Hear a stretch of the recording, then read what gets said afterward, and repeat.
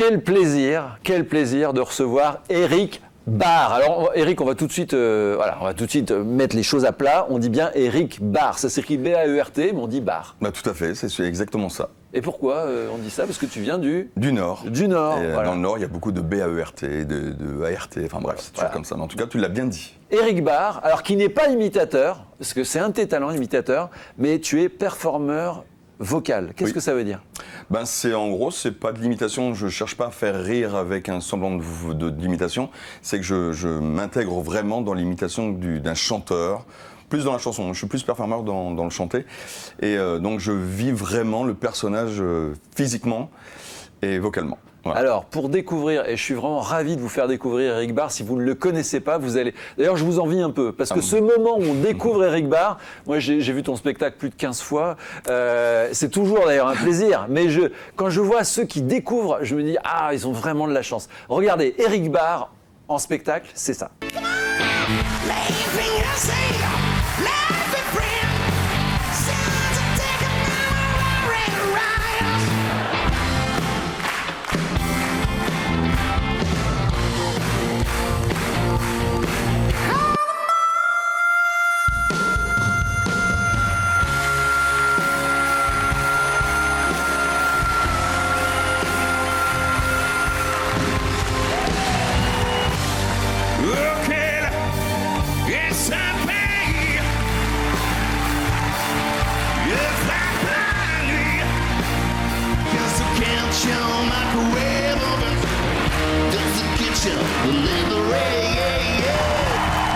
Alors c'est incroyable parce qu'on le voit, en fait tu mets une ambiance de stade dans les salles et c'est vrai que même les salles les plus coincées au départ, tu arrives à les décoincer tout de suite. Bah, j'avoue que j'ai la chance d'avoir toujours une salle après les 5 premières minutes qui se libère complètement. Et c'est vrai que c'est le spectacle, c'est un esprit concert, c'est un concert d'humour, c'est là qu'on rigole du début à la fin, mais toujours dans un esprit concert, on se sent, je les amène directement à Wembley, dans des zéniths, dans des stades, vraiment. Et on a vu, hein, tout le monde se lève, tout le monde chante aussi. C'est vrai, un vrai moment de communion aussi avec les gens, parce que ça nous rappelle des souvenirs, puisque tu chantes aussi des voix du passé, des voix actuelles. Tout à fait, ouais. Et donc on voyage un peu sur une playlist, la playlist de nos rêves. Et alors, on l'a vu là, c'était au Spotlight de Lille. On en parlera tout à l'heure. Au Sébastopol. Au Sébastopol, pardon. Le Spotlight, mais le Spotlight, c'est une salle à Lille où tu t'es un peu fait connaître. Oui, voilà. Et on va parler d'ailleurs tout à l'heure de ton parcours. Tu es vraiment un gars du Nord, mais qui est partout en France et même en Europe. Et vous allez le voir, il est forcément près de chez vous. Toi, tu aimes ça aussi, aller chez les gens, aller dans les régions. Mais complètement, je découvre à chaque date.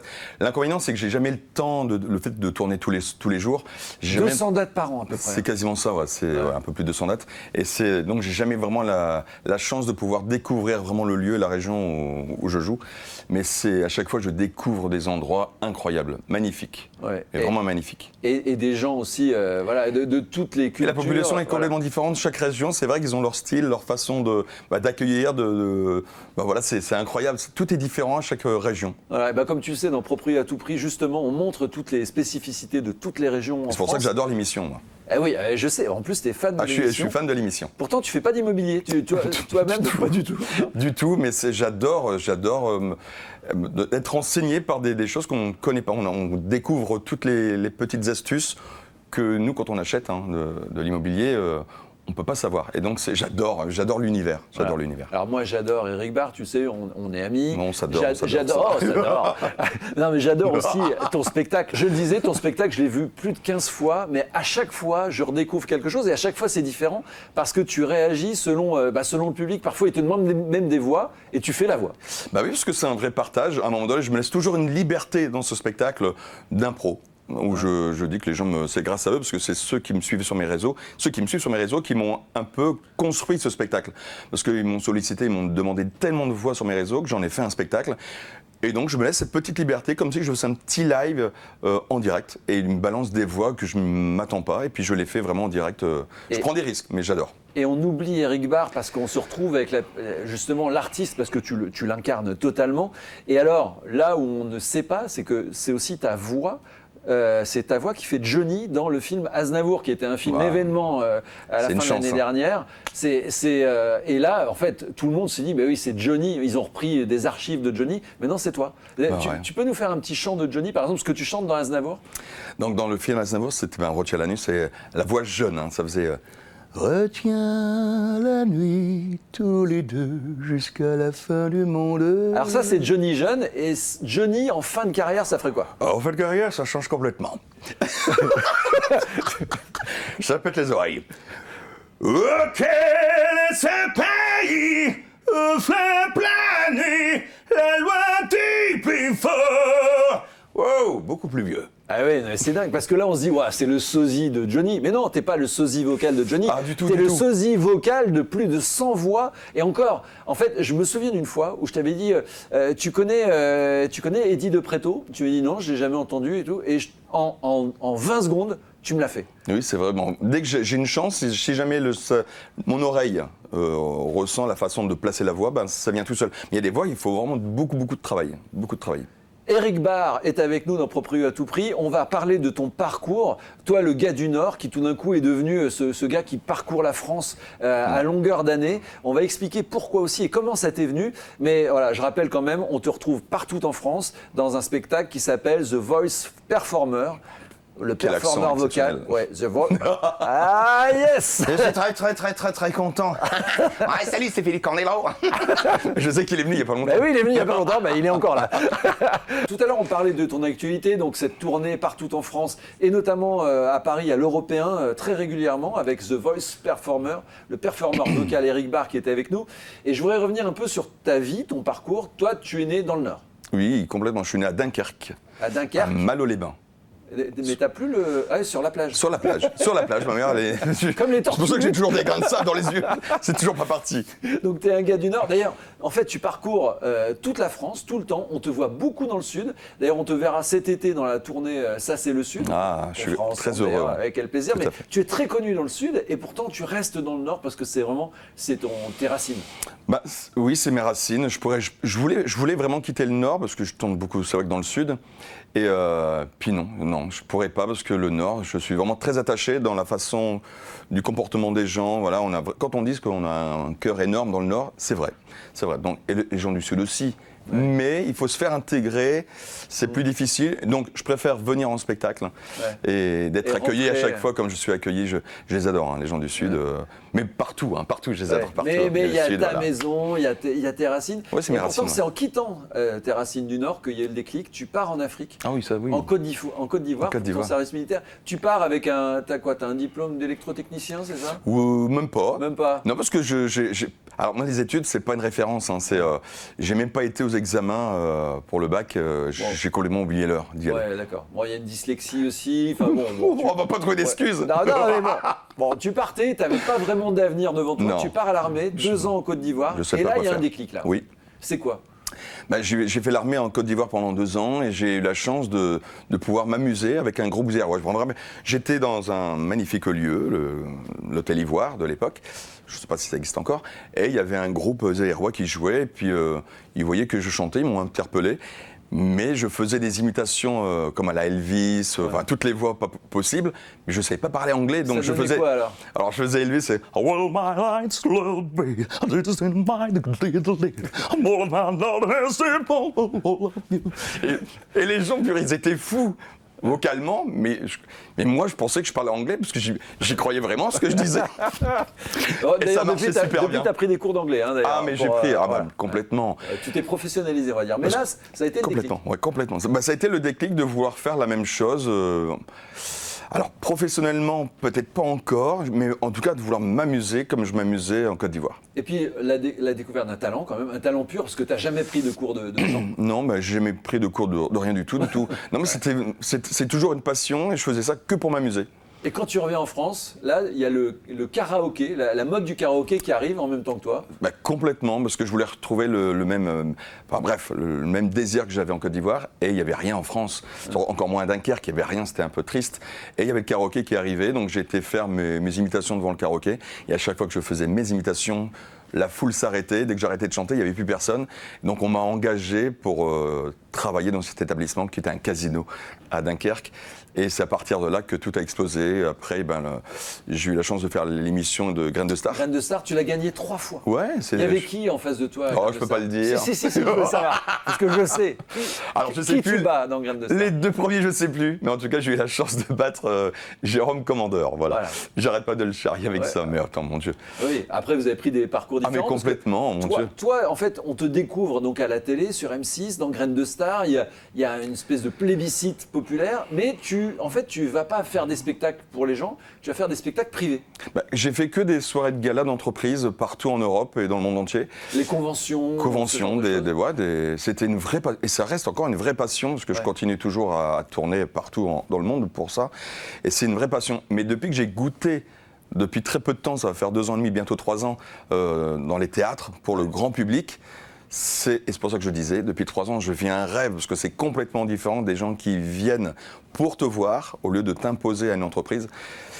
Je suis un gamin de 6 ans, j'arrête pas de le dire sur scène, je suis un gamin de 6 ans. Et d'ailleurs, tu as toujours du mal à retenir tes rires, parce que en fait, tu le fais tellement spontanément. Mes rires et mes émotions, parce que des fois, ça m'arrive souvent, parce que l'amour du public, quand tu as entre 6 et 7 standing ovations dans un spectacle, et qu'à la fin, je pleure d'émotion, parce que on te donne une vague d'amour que j'ai jamais eu l'habitude d'avoir en fin de compte. Ouais. C'est énorme.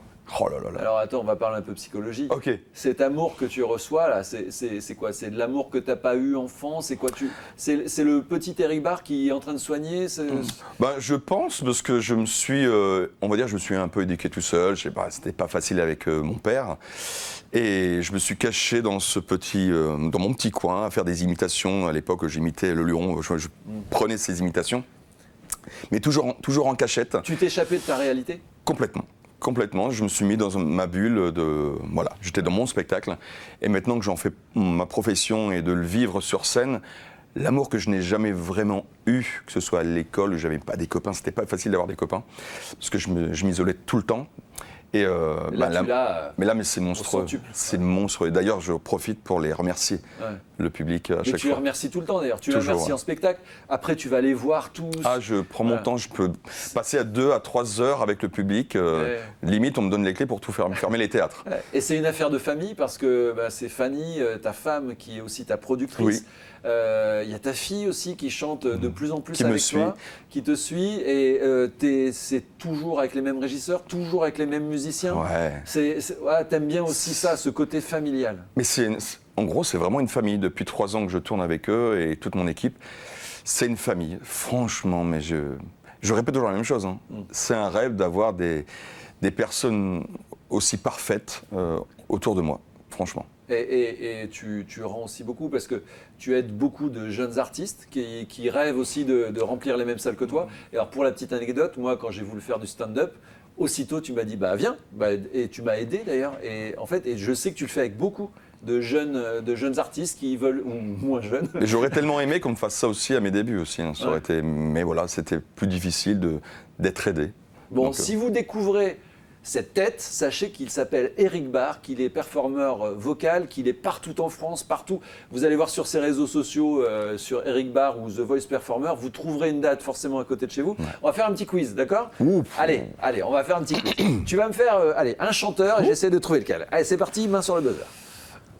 Les crocodiles, Encore. Sur le bord du Nil, n'en voyons plus. J'adore. Julien Doré. Bonne réponse. J'ai su dès la première note, mais je voulais que tu le fasses plus. Allez, un autre. Alors, un autre qui n'est pas prévu. Quel est ce pays où frappe la nuit la loi du plus fort? Diego, je te laisse aussi. Libre dans sa tête, derrière sa fenêtre. Michel Berger, évidemment. Bien, mais ça, d'ailleurs, tu me le fais en privé souvent, et à chaque fois, je ferme les yeux. Il y a un truc aussi que je vais te dire. À chaque fois que je viens te voir en spectacle, je me mets à l'arrière. Ouais. Et là, en fait, j'adore voir la tête des gens qui se tournent. À chaque fois que tu fais une voix, en fait, chacun regarde son voisin en disant « Oh, mais c'est vraiment lui !» Mais c'est vrai que c'est des choses que je vois aussi. Oui. Alors, quand je vois ça, ça me donne encore plus de punch à faire encore mieux, c'est ça qui est top. Et j'adore, Gilbert Montagnier, s'il te plaît. Oh yeah, je vais vous faire Gilbert Montagnier. Je peux le faire parler parce que j'ai eu la chance de tourner 60 dates avec lui. Exactement. Ah yeah, où il faut regarder. Mais Reste sérieux. On va s'aimer sous une étoile, sous un oreiller, au fond d'un train ou dans un vieux grenier ou dans un appartement aussi, c'est important. C'est important, les appartements, les maisons, j'aime bien moi. C'est moi qui fais les premières visites d'heure. Yeah. C'est moi qui décide. Voilà. C'est toi qui as le dernier mot. Éric Barre, c'est ça. Et on va regarder encore un extrait de ton spectacle parce que c'est... Voilà, vous allez voir tout d'un coup, vous allez vous faire transporter. On est donc dans quelle salle de Lille, rappelle-moi? Au Sébastopol. Au Sébastopol, avec tes musiciens. D'ailleurs, quand tu as fait cette captation, c'était pas prévu. Il y a eu une standing ovation de 7 minutes. Ah, c'est incroyable. Alors, tu parles de la partie où j'ai fait Syracuse. Oui. C'est Henri Salvador, Yves Montand, tout en mixant la voix. C'est « J'aimerais t'en voir, Syracuse ». Et en gros, c'est un mixage comme un disjockey. Ouais. Je m'attendais pas, je pose les chapeaux et c'était interminable. Interminable. Et ce sera pareil si vous allez le voir. Regardez, Éric Barre, c'est ça.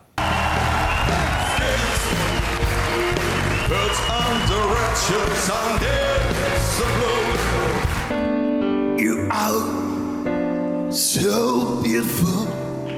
Je suis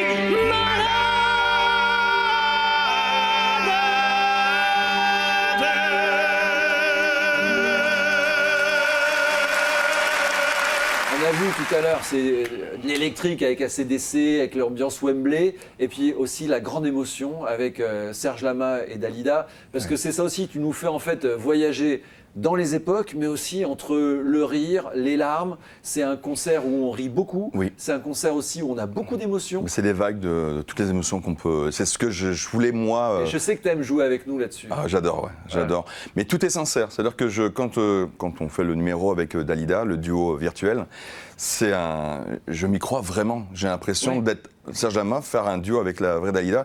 Donc je dégage vraiment... c'est pour ça que les gens ovationnent ce moment-là aussi, c'est que ils pensent avoir les vrais devant eux, Et parce que toi, tu en es magique, déjà hein. convaincu, et en fait, tu te Je pense, transformes. On a l'impression d'avoir l'artiste. C'est le cas notamment quand tu fais Renaud. Moi, à chaque fois, je vois Renaud, Mick Jagger aussi, Céline Dion, même Céline Dion. Pourtant, tu ressembles pas à Céline Dion. J'adore. Allez, un petit Céline Dion, allez. Je suis tellement contente d'être là. C'était pas prévu que je sois là. Jean-Philippe, je t'aime tellement. When I was young, never needed anyone. Je peux pas me taper parce que ça va faire du bruit, là. Mais...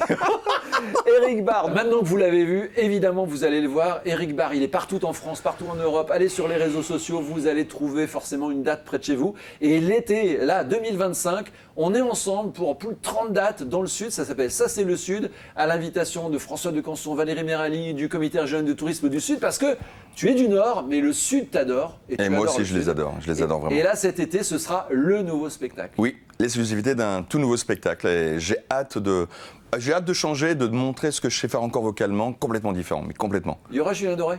Toujours. Allez, Croco. Le crocro. Il y aura de tout, il sera toujours présent.